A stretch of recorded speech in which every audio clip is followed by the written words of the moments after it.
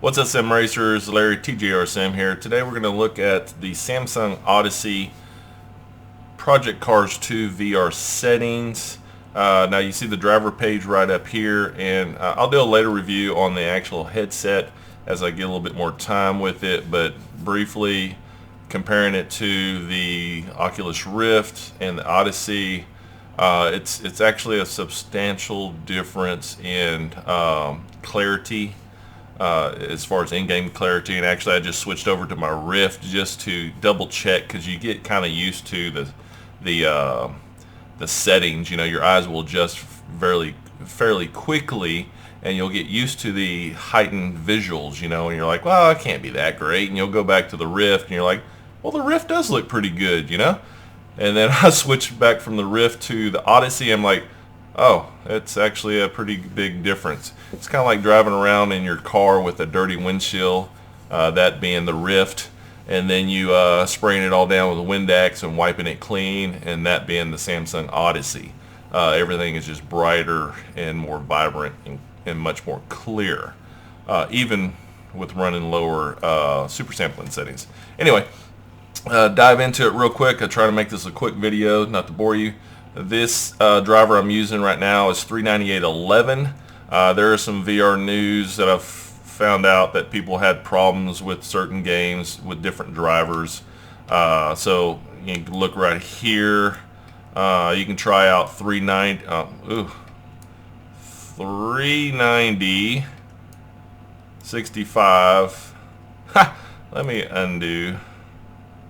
New snip, edit, paint, copy. No, anyway, eraser. There we go. 390.65, 388.71, and 388.59. Those are kind of the ones that were decent for VR use. But I have had some good luck with the 398.11. The previous version I had, I was having some losing some FPS that I normally didn't lose back in January when I did a Project Cars 90 FPS VR review. So I think 388.59 is probably the sweet spot for most people with VR, depending on your rig. Alright, so with that, I don't want to save that. Let's go on. I will, and if you need to download the new drivers, you can go to nvidia.com, download find.aspx, do a screenshot of this and go to it. Pick your GeForce, you know, your card and your series and all that, and search for it, and it'll give you a list of all the drivers, and then you can literally just download the driver and experiment, you know, have fun with it, see what works better for you. If your current driver's working fine, I wouldn't waste your time. Now, the mixed reality port works really well. I will note that in let me load this up here.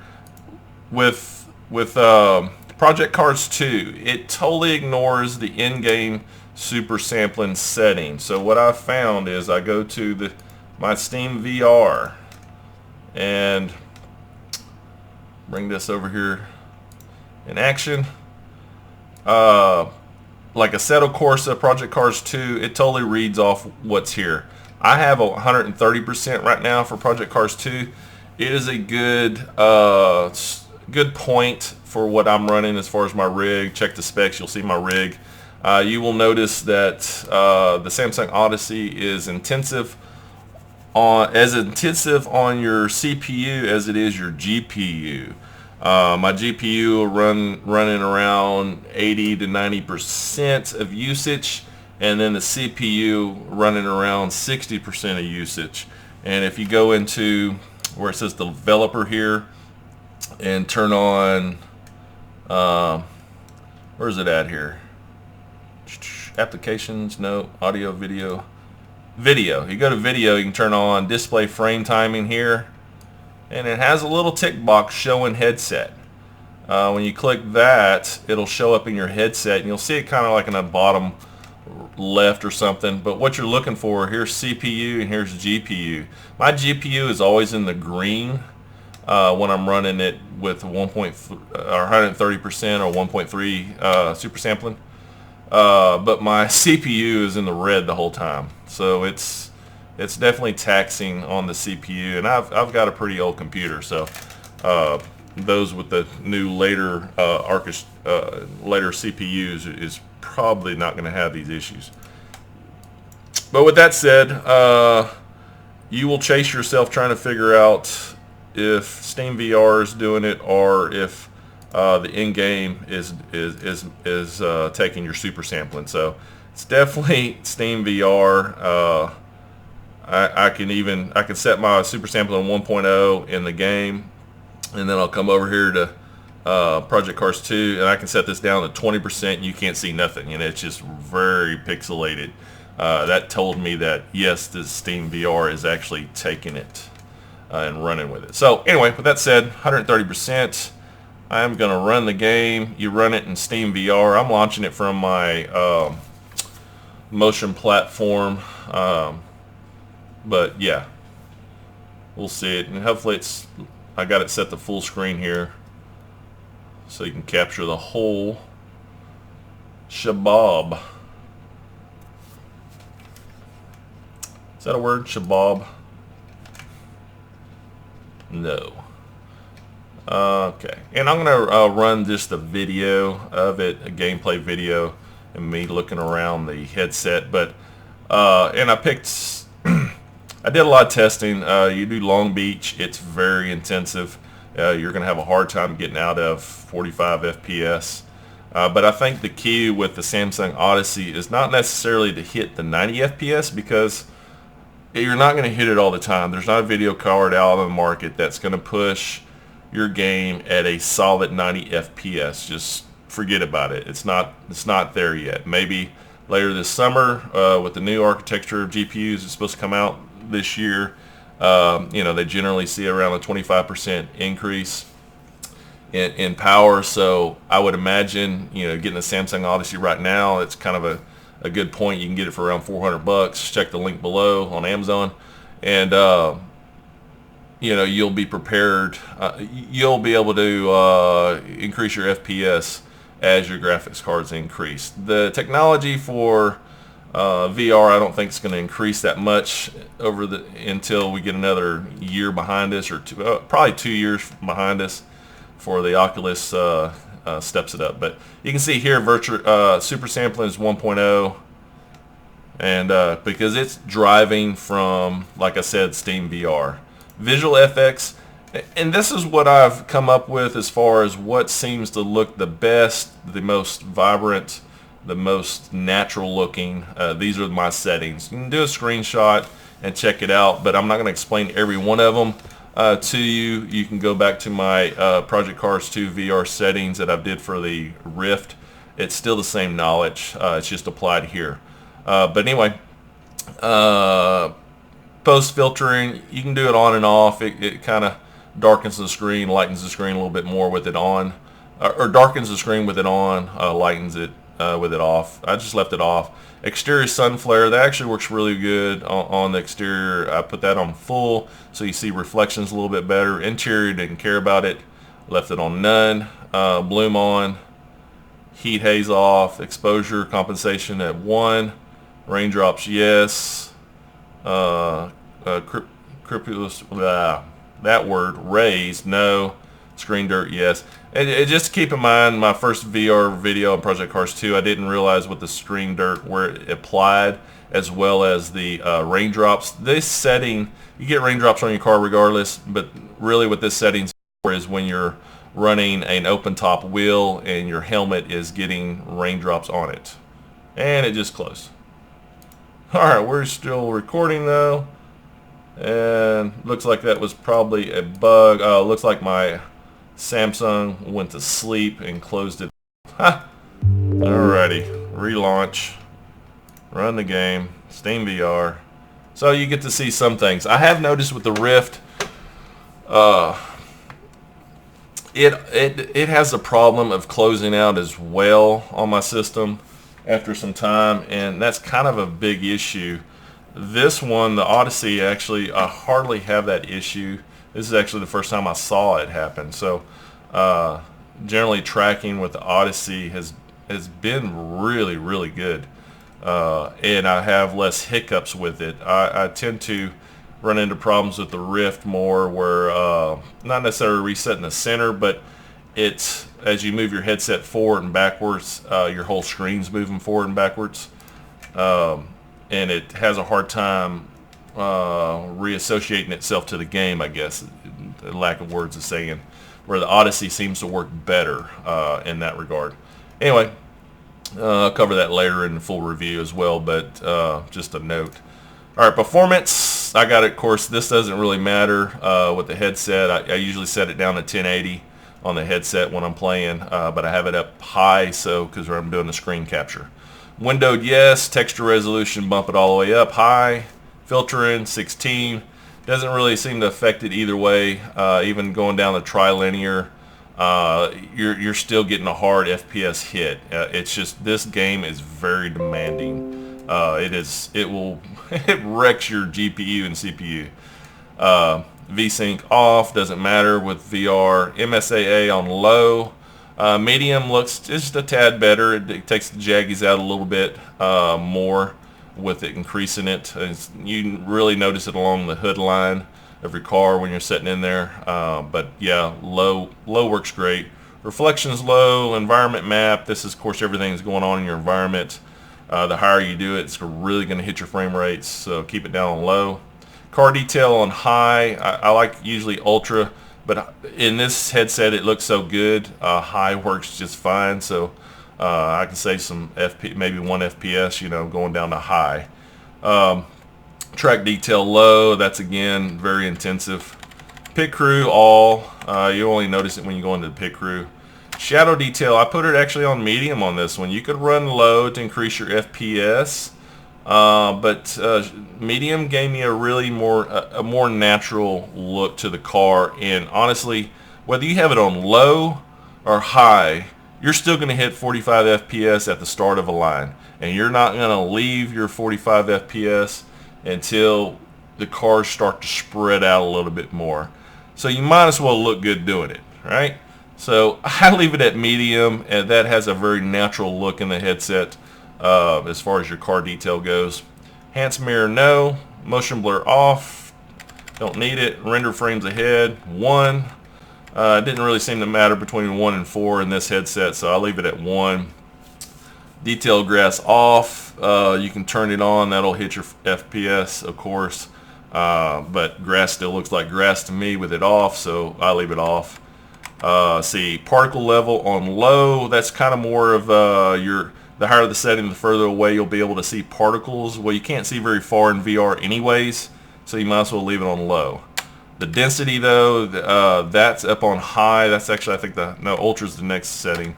I leave it on high. That's basically your particle density, especially in rain, the misting off the cars and stuff. Leave that on high. It works really well. It looks great. All right, let's go to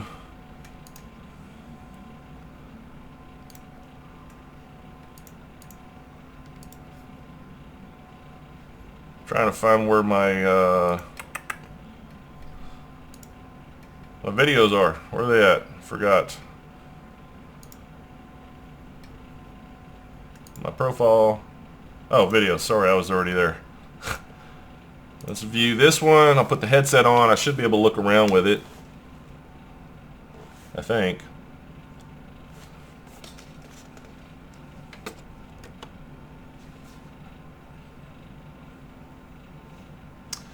While it's loading. The comfort of the headset's actually pretty good. Just a note on that one. Let's see. Let's make this...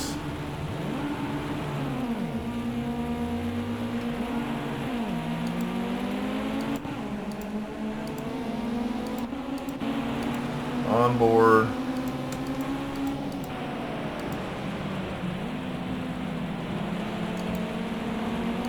Alright, turn the interface off. So, in this video you can see me looking around. See it snapping out right there. That's what I was talking about as far as you're moving your headset in and out. Let's switch to camera view on me. Darn it.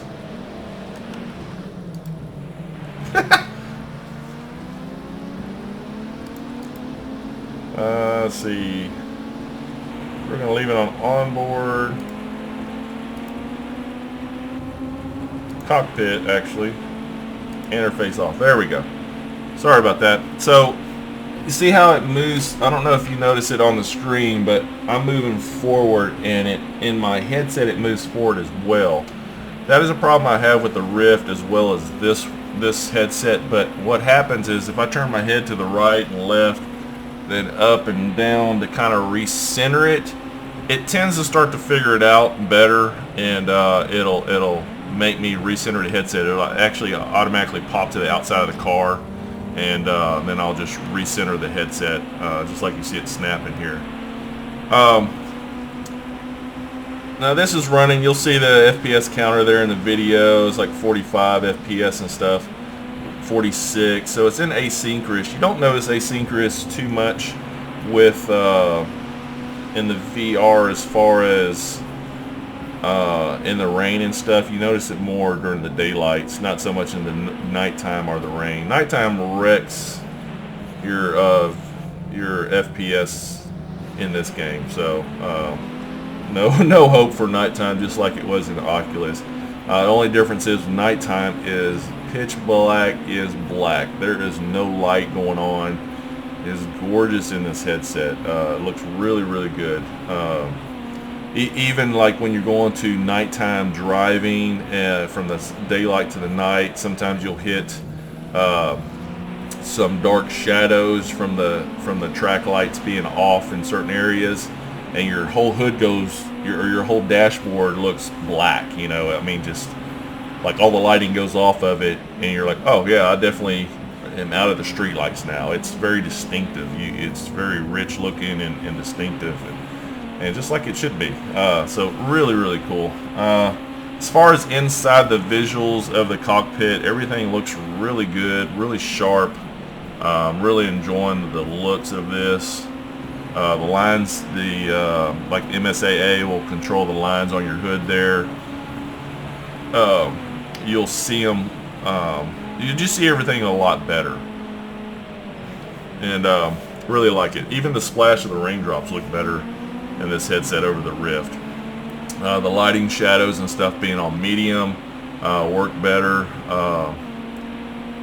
You know what it is that, you know, like I said before, well, this is the second take of the video, so I may have said it on the first take, but doing the driving the Rift is like driving with a dirty windshield, and then you clean it with Windex, and that's what it's like driving with the Odyssey. So it just cleans everything up. Now in this video, since I'm recording and everything, see, yeah, the frame drops are not dropping out of 45, 46 range here. So that's just because I'm recording as well. Now I'll see right now at this particular part 86 FPS. This is, the rain is kind of coming off the track, less splash up on my windshields, and everything looks a lot well, it looks a little, the FPS is faster. Project Cars 2 is pretty good at keeping your sense of speed, whether you drop into 45 or you keep it at 90, you know. So you don't really notice it as much, and asynchronous is already built in or into the headset, the Odyssey itself. So another note, you may have noticed it when I was in the Steam beta, VR beta part of it. I have that clicked off, as well as the interlaced option underneath. That actually hit my FPS pretty hard in the beginning. It took me a while to figure out what the heck was going on.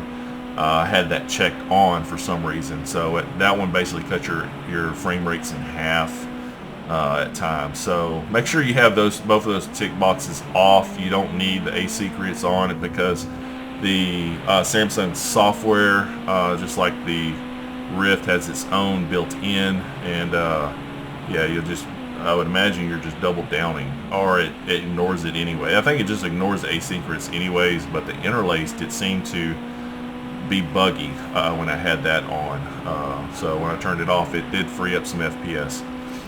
But yeah, everything's crisper in it. Hopefully this is coming out in the video. Of course, you're seeing it from the 2D screen.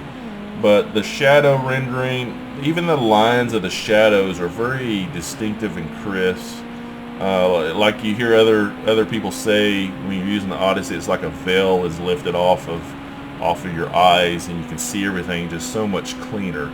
For sim racing, the Odyssey is really the way to go because it's a setting experience. You don't have no sensors to set up.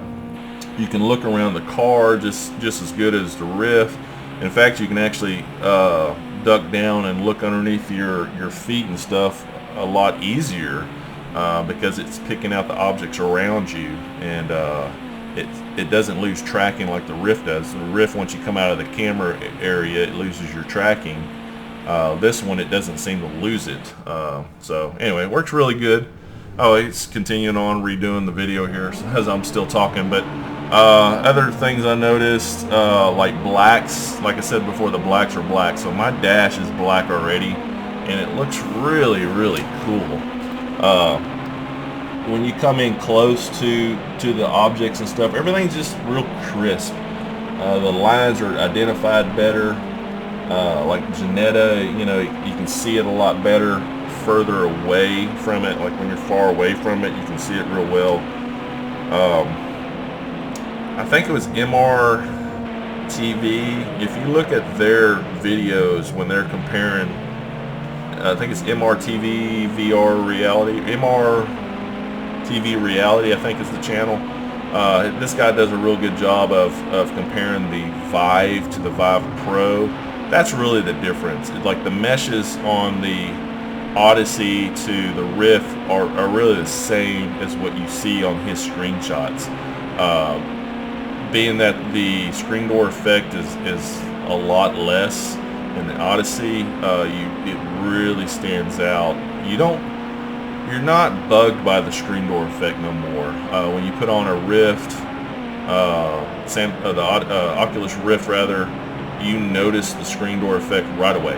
And this one with the Odyssey, yeah, you notice it, but it's very minimal. It's just a whole lot less, which basically lets in a lot more colors, more vibrancy to you. Your lines, your details of your cars and stuff just, you know, stand out a lot more.